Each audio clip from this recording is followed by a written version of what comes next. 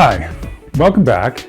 Today we're going to take a dive into the first of the control systems, first of many that we'll see throughout this course. I mentioned early on that control, homeostasis, negative feedback, these are all concepts that are very much part of the core, really, ideas behind physiology. So this will be our first example of seeing such a system in action. And the one we're going to focus on is the control of circulation, but really the control of delivery. So we've been talking about transport and delivery and various aspects of really moving materials in and out of the body itself, in and out of the interstitial space, in and out of the lungs with gases. And so we're really going to focus on that small scale of the circulatory system and how that gets regulated. This will fit into a bigger picture about control of the entire cardiovascular system, but that will have to come later when we know a little more about how the heart works and the kidney work and the lungs work and all those good things. So again, this will focus very specifically on the way blood gets distributed into the various capillary beds, because we've said that capillary beds are where the action is, that's where all the delivery happens and the pickup happens, and of course there are multiple separate capillary beds. So what you see in this picture is a distribution or a set of those beds. Each one of them provides the blood supply for a different organ in the body, not surprisingly. And you see even there's a certain flow rate that under normal conditions we can expect to have in these different organs. Now, of course, this is not static. This is the important part. So as we do things, we exercise, we eat, we sit up, we lie down, the distribution of blood to these different organ systems will change. But in each of these organ systems, there's a capillary bed. And that's what we're really going to focus on, is how the blood supply to those various capillaries actually functions. The one thing I'll also say at the start is there's another concept we haven't talked about explicitly, and it has to do with this idea of tone, this idea that at normal homeostatic conditions, some of our systems will be, let's say, upregulated. So what this means in terms of the vasculature is even when we're at rest, even when we're under control conditions, there's always a bit of a vasoconstriction occurring. So it's not like at rest all our vessels are wide open and the blood just flows freely where it wants to go or where it needs to go. Instead, there's always a certain amount of background vasoconstriction that we call tone. And we'll see that tone appears in other systems. The heart rate, for example, is regulated. There's a constant tone to keep the heart rate slightly slower than it would be if the heart were removed from the body and kept in otherwise physiological conditions. So this is, again, first example of what we'll call physiological tone, and it definitely affects our vasculature. Now, we have certain data we have to explain. That's always the goal. I think in a lot of these systems, we have certain behaviors and we want to figure out why they occur. And so here's a plot showing the response to exercise. It's schematic, of course, but it shows the distribution of blood into different systems, a few of those systems you saw in the previous image. And it shows them at rest. So that's the red bars. And then it shows them during exercise. And you can see there's some fairly dramatic changes. Not surprisingly, of course, the muscles get an enormous increase in blood flow and blood supply during exercise. That shouldn't surprise anyone, really.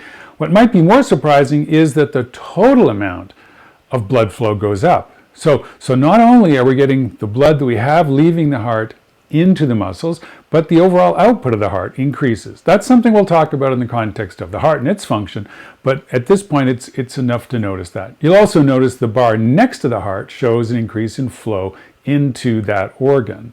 That's providing additional blood, additional nutrients, additional oxygen to the heart so that it can beat more forcefully, more rapidly. And how that occurs, again, we'll come to later. We also notice there's an overall decrease in what sort of collectively we're calling the remainder. That has a lot to do with things like the GI system, very smooth muscle. This is why exercising with food in our stomachs can be kind of unpleasant, because the blood supply to the GI system gets reduced, and so we can't process that food. And that leads to some discomfort, quite honestly. So we have to explain these kind of changes because as with other systems, while this looks very macroscopic, and it certainly is, the regulation is happening at the small scale. And as we've discussed, the blood supply is most easily regulated in those regions where we can adjust the resistance to flow. And we'll come back to that. Here's another quick shot of this same sort of information. The x-axis is oxygen uptake. That's a metric for level of exercise. And we can see all the plots kind of going up in a sense, but that's really the total flow. But the width of those different bands can sometimes stay the same, sometimes go up. Obviously, it goes way up for muscle, but the viscera, that's again the GI system, the smooth muscle in our guts and in our, sort of thoracic and abdominal cavity, they get progressively less and less blood as the exercise load increases. So same data, virtually just another visualization. Now we come to the core idea that we'll see again and again, and that's this idea of control. I mentioned this briefly before. There are certain elements that a control system needs, the same way we need elements to control the temperature in our heating systems in our homes, or the water bath that we use to warm up things in the lab. And those are laid out in this diagram. So we need a sensor. Let's start from the middle here. We need a sensor that tells us what the temperature is, or what the pressure is, or what the flow is, or whatever parameter we're trying to control. And then we need an organ, a system, something, and this can be tricky to picture in a living system. We need something that has kind of a mathematical function almost that compares the measurement from our sensor with a set point. Now, this notion of set point is critical and certainly rather mysterious.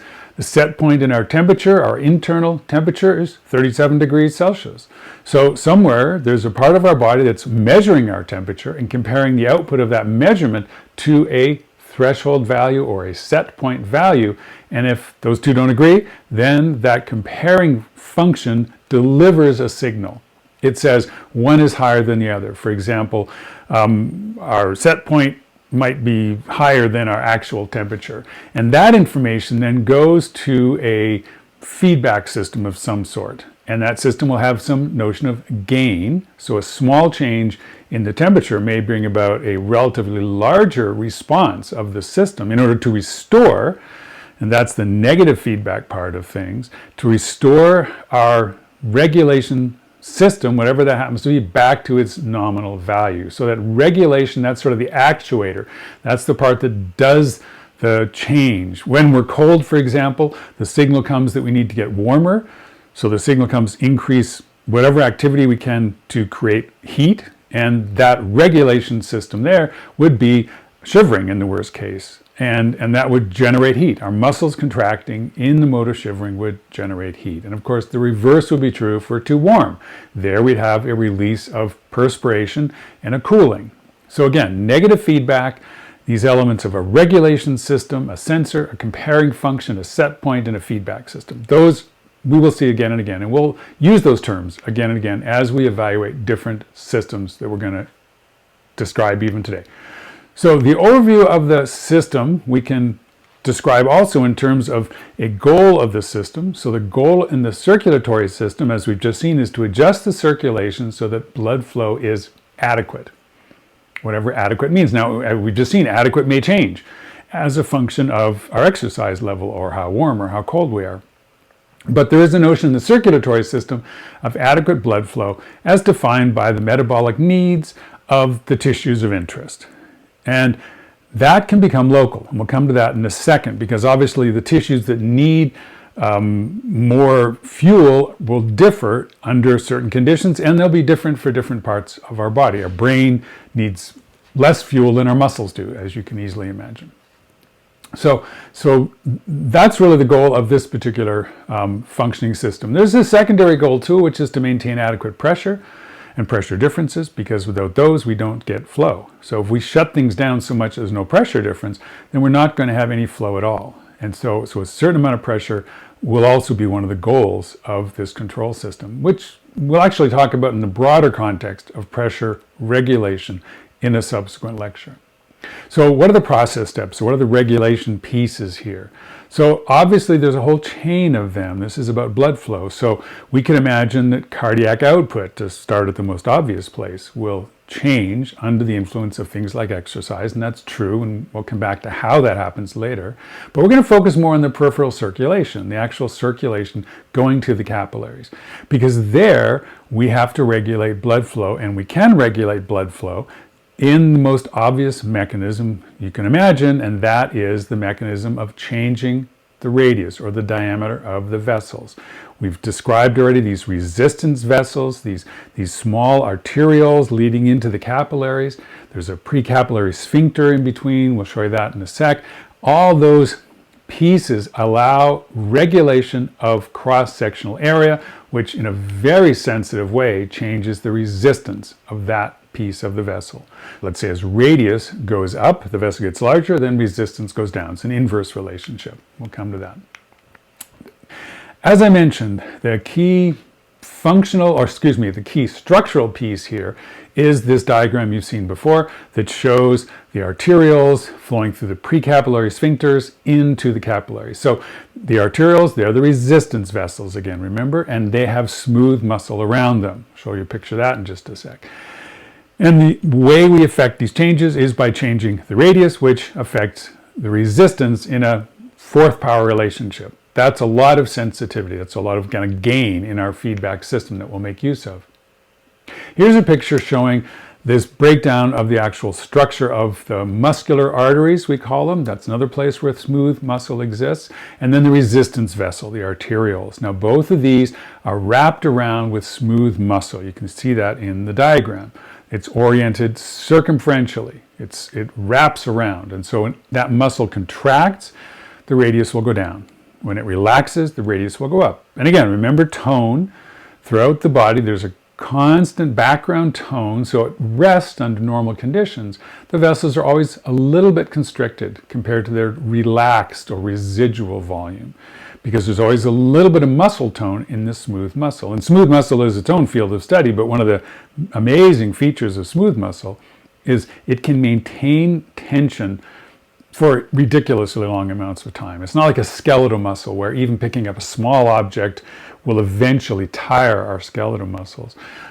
Smooth muscle is a different type of muscle, very capable of kind of locking in almost to a certain level of tension and creating a desired radius to produce the desired blood flow to provide the necessary nutrients, right? That's the thread. We'll go down again and again.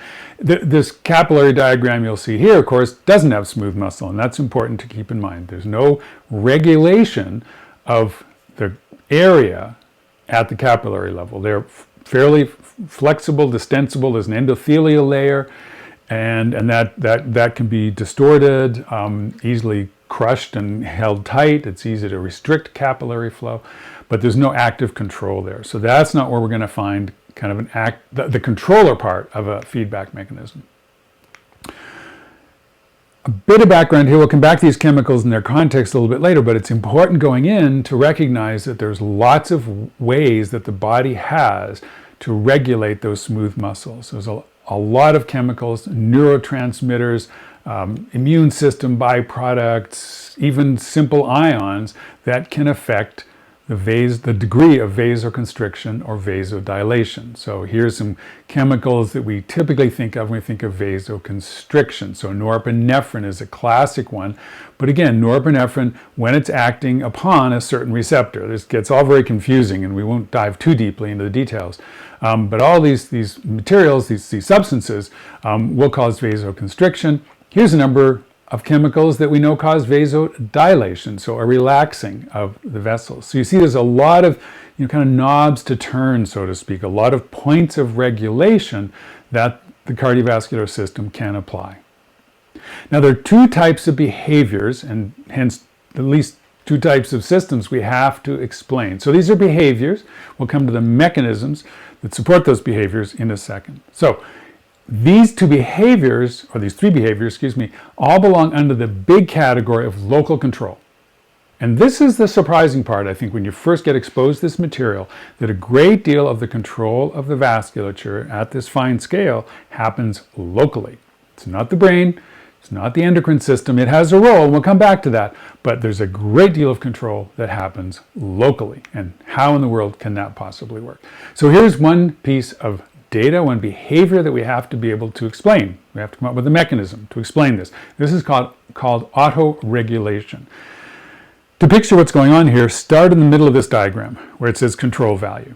Now the control value is the value at some kind of stable situation, homeostasis, some level of rest or exercise, whatever, but a stable situation. That's where the blood flow is sitting. That's on the y-axis. And then on the x-axis, you see pressure. So that's a stable point. Now picture a sudden, let's say, increase in pressure. So the pressure increases. Now be the pressure pushing blood through that segment of a vessel, of a small vessel, arterial, something with control built in. That pressure goes up initially to that top curve, the black curve, that point on the black curve. Depending on how much pressure increase there is, there's a jump up to the point, the associated point, that black dot on the black curve, which is, I'm calling immediate response. But if we wait for seconds to minutes, then that response reduces. And the blood flow goes back to the level before the increase in pressure. The same is true in reverse if the pressure decreases. Initially there's a decrease in blood flow, but that decrease is then restored. So that means that when the pressure increases suddenly, for whatever reason, into that segment of vessel, and all other things are the same. This is not a vessel that needs more blood per se, right? It's at a calm homeostatic condition. But if there's for some reason an increase in pressure, you can picture this as when you go from lying down to sitting up, and all of a sudden there's a bunch more pressure into the vessels, the capillaries, near the bottom part of our body, from simple change in hydrostatic pressure. So anyway, this pressure would increase, there'd be an immediate response, and then there'd be another delayed response that would bring the flow back to what it was under the previous conditions. And that's autoregulation. So it's local, and it's maintaining a needed level of blood flow. Here's another bit of data that you sometimes see. This one makes more sense. This one we've kind of seen the macroscopic version of. This is what happens when the rate of metabolism increases and the associated increase in blood flow. This should be no surprise at all. It's kind of interesting in the shape of the curve, the main point here is it's not a nice linear relationship. That's certainly important to note. The exact shape is certainly going to vary from tissue to tissue. Don't get too bound up in those details, but there'll be some upswing or increase in blood flow in response to an increase in metabolism. No surprise. That's called active hyperemia. So hyperemia is increase in blood flow. That's what that means, I think, in Latin. And it's active, as in we increase activity and we increase the blood flow that goes with it. We also have another phenomenon called reactive hyperemia. This is an interesting one. This is not one that we would expect. So in reactive hyperemia, if we occlude the flow, and that's what you see here, you have a flow as a function of time graph. If we picture occluding the flow, so the flow suddenly drops to 0 or some small value, and we hold it there for a while and then let it go, the blood flow doesn't go back to the original value right away. In fact, it overshoots. It goes above that original value and then eventually settles back down to that original value. And again, achieves homeostasis, goes back to whatever state it was in before. This will be, maybe not an obvious one as to how we explain that, but we can. And there are two main hypotheses, and these are hypotheses, which suggests, as they should, that we don't know all the details here yet. But there are two sort of, hypotheses, theories, whatever you want to call them, about how this regulation in the local space might occur. One is called the Myogenic Hypothesis, and you can see the diagram here. This is the kind of the specific form of that generic diagram that we showed before, where here we have, for example, as the input to this particular feedback loop, which again, will have to have negative feedback. This particular example here is an increase in arterial pressure, which leads to an increase in flow, of course, right? Increase in pressure, increase in flow, assuming resistance doesn't change. That's that basic equation. Then we have, because of that increase in flow, we have arterial distension. So it expands the vessel wall, and because the vessel wall is compliant, and then the response to that stretch is an increase in muscle tone. So this is a little bit like that reflex when somebody, taps your knee and your leg lifts up, right? This is just kind of a reflex that muscles have, that when they get stretched, especially stretched quickly, they respond by shortening.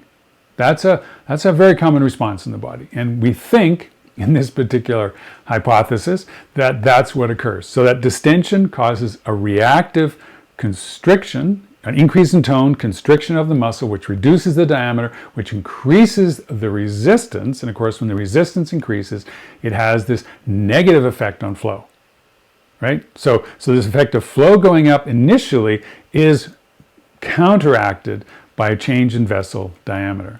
And we think that is one mechanism of how, for example, autoregulation might occur, right? That increase in pressure initially leading to an increase in flow, which later returns to the original flow value because the vessel diameter has been reduced through this mechanism of reaction to the stretch.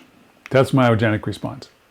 Another hypothesis that we have to work with that's based, probably not so surprising, on metabolic needs, metabolic demands.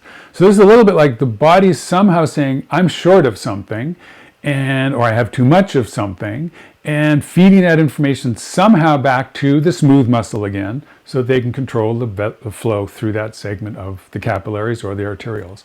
So here we have a different scenario, or a similar input, but a different response. So initial input, increase in our arterial pressure, right? Just like we had before, which causes increase in flow, just like we had before. Now that increase in flow brings more oxygen into the vessel, right? Just more flow, more oxygen coming in. Now that increase in oxygen is sensed somehow and causes a decrease of a vasodilator substance, whatever that might be. This is kind of magic, right? But at this point, but we saw there are lots of chemicals that have vasodilation action. And if this increase in oxygen could reduce the vasodilation and the vasodilator substance, then that could reduce the arterial diameter. When dilation goes down, then constriction can take over, and we can change that tone to reduce the artery diameter. It can also be that the oxygen even acts directly. So oxygen will also act on smooth muscle. And so an increase in oxygen will also tend to cause it to constrict. So again, that's something we have some data to support. And of course, once the artery diameter goes down, the resistance goes up and the flow goes down. So in the end, we have that same sort of system at play that we can also use here to explain why autoregulation occurs, that same behavior we saw before. But this mechanism also gives us a set of steps that we can use to explain other types of response. For example, we can look at the active hyperemia, not the reactive, but the active hyperemia. This is when the rate of metabolism goes up. So in this case, the tissue metabolism goes up, and that generates a need, and there's a release of a vasodilator then. There's a substance again that responds to that increase in metabolic level by dilating. And when things dilate, of course, we get a decrease in resistance, increase in blood flow, and the oxygen supply increases to meet that metabolic demand, right? So again, the input stress here was not an increase in pressure. The input stress here was an increase in tissue metabolism. But the same metabolic hypothesis we can also use to explain that behavior. Here's another picture that shows how this plays out in the heart. There's more detail than we're going to get into here, but there's evidence to suggest that there are all the necessary substances and sensors, even way down in the capillaries, to pick up on these things like increased metabolic demand or increased need for oxygen and feed back to that system. And all these mechanisms kind of play out in that same vein of thought, that somehow there's a sensor and a response to that sensor.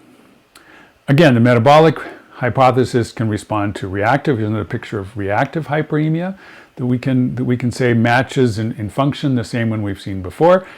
Notice here too that the longer duration of the constriction, so the reduction here in the femoral blood flow causes, or pressure because we've occluded it, causes a reduction of flow down to zero, and the response, that overshoot of the flow in the lower graph, that gets bigger and bigger the longer the duration of the occlusion.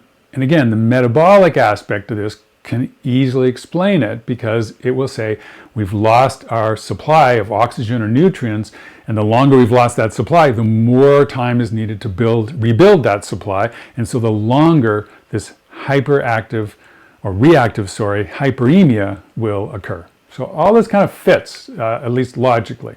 And we can also see there's again a sequence of events that we can walk through here with increased tissue flow and the metabolic demands that go with it. The mechanisms are tricky. We don't know all the details. So this is an active topic of research still. There are some conditions we have to have for a metabolic feedback mechanism. There's got to be a sensor somewhere that picks up on the lack of whatever, or picks up on the increase in metabolism through some other mechanism. And that information has to feed back upstream, because it's down in the capillaries themselves where the sensing is likely to happen. That's where materials are crossing the boundary, getting to the muscle, and that's where the muscle, let's say, lactate is building up or other changes are occurring. And that information has to feed its way back up to the precapillary sphincter, where control can actually occur. So this makes things all a little kind of tricky and demanding to figure out. But again, we think that this method actually makes sense, or that this mechanism makes sense, and then it explains the behavior that we have. But again, it's complicated, and there's lots of questions still out there.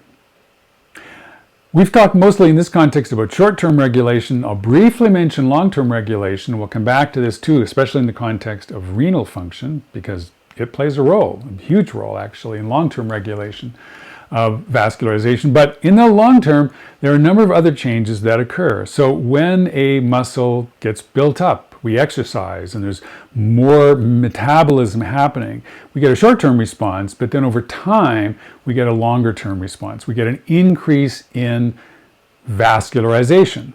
This is one of the key responses to exercise, is we see an increase in the density of the blood vessels themselves. The ability to deliver those nutrients to the tissues goes up because there's more vascular vessels literally there. There's more surface area to allow that delivery to occur. And there are a lot of factors that can feed into that. Increase in arterial pressure will do that. There's an angiogenesis factor. Angiogenesis is the construction, or literally the genesis of new vasculature. Angio is vasculature or vessel, and genesis, of course, the creation of new vessels. And so there are factors that will change that whole scenario and cause an upregulation. A decrease in oxygen, that we call it hypoxia. That's what occurs when a muscle gets exercised a lot. The oxygen levels are decreased. That can stimulate the long-term growth of vessels. And an increase in metabolic activity, as I've said. So all these four factors, and probably many more, can feed into the net response of an increase in vascularization. And that's long-term, and it's huge. This is a much bigger effect than all these short-term regulations, which is why you can only exercise, one of the reasons, many reasons, you can only exercise for a certain amount when you've been inactive for a while. And only after you build up some conditioning can you exercise for longer and longer, or harder and harder than you could in that initial condition. And part of that response is literally an increase in vascularization.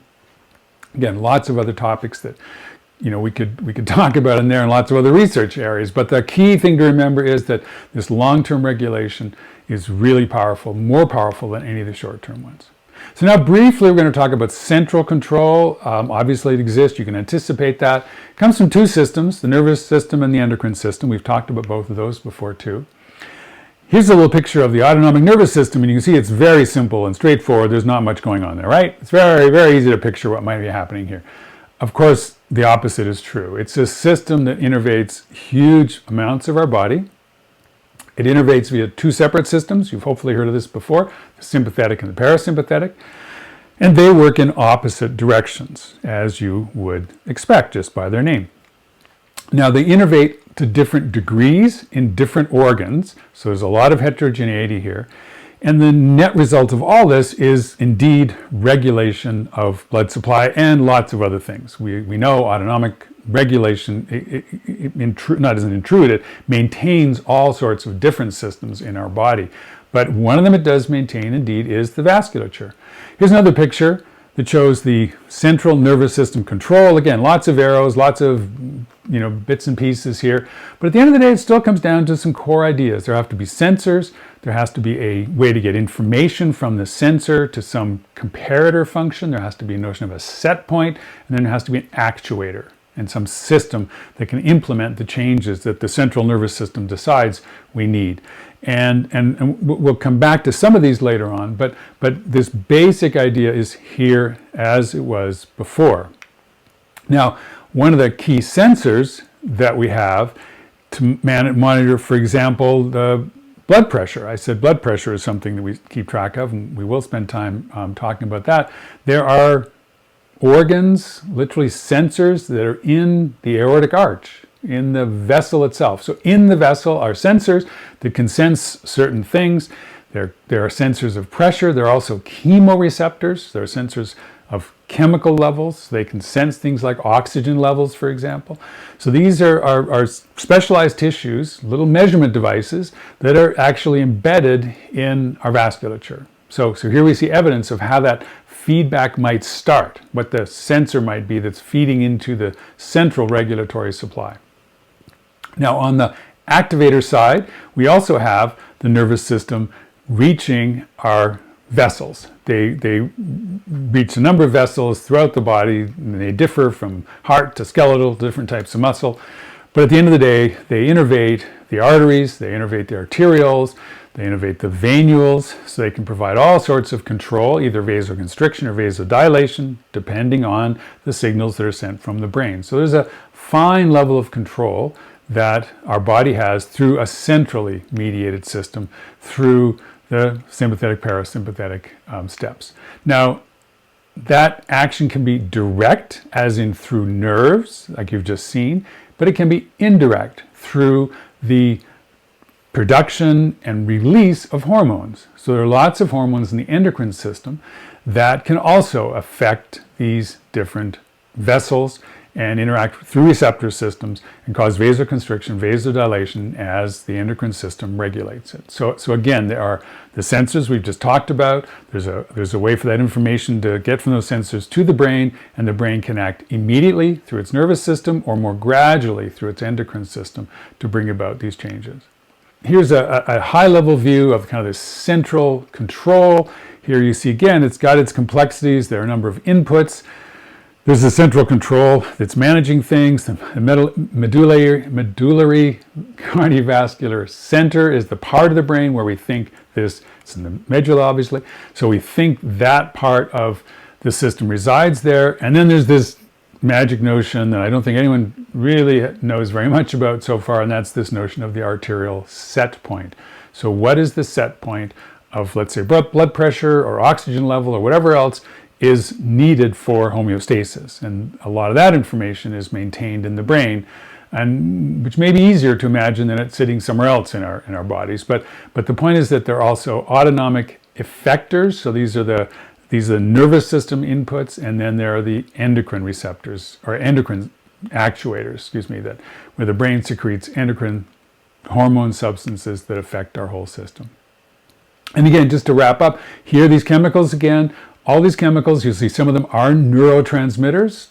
Norepinephrine, for example, is a great example. Some of them, these next three, come up in the immune response to tissues, and their response should make some sense. Angiotensin 2 we'll talk about. You may have heard it a little bit in the context of COVID, but it's a substance that plays a big role. It's a hormone that plays a big role when we come back to talk about global blood pressure and the role of the kidney. These kidneys, right? They pop up again and again. So we have a lot of different signaling mechanisms playing out there. And again, the same or even a longer list of substances cause vasodilation. And so you can see there how many knobs we have through these various systems, some acting locally, some acting centrally. And so when everything is functioning well, they're all perfectly in balance and we get all the blood we need. And most of the time that's how it happens.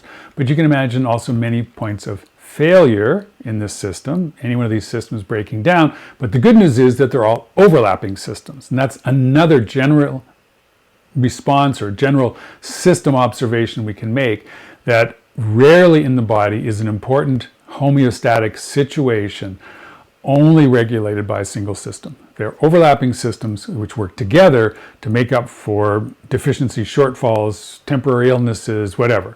And so we have backup, which is probably very comforting to know.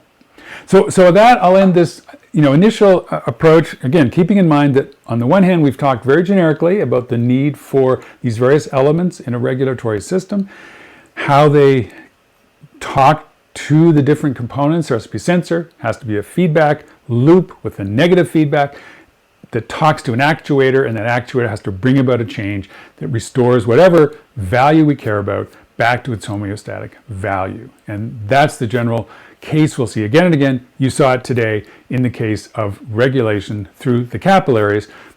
Probably a very important one to know about. So hopefully that was a useful introduction. You can start to picture what happens when you exercise or have different body events that need to be responded to appropriately through our physiology in this case. Again, thanks for your attention. Hope this was at least illuminating, maybe even fun, and we'll see you again soon. Bye for now.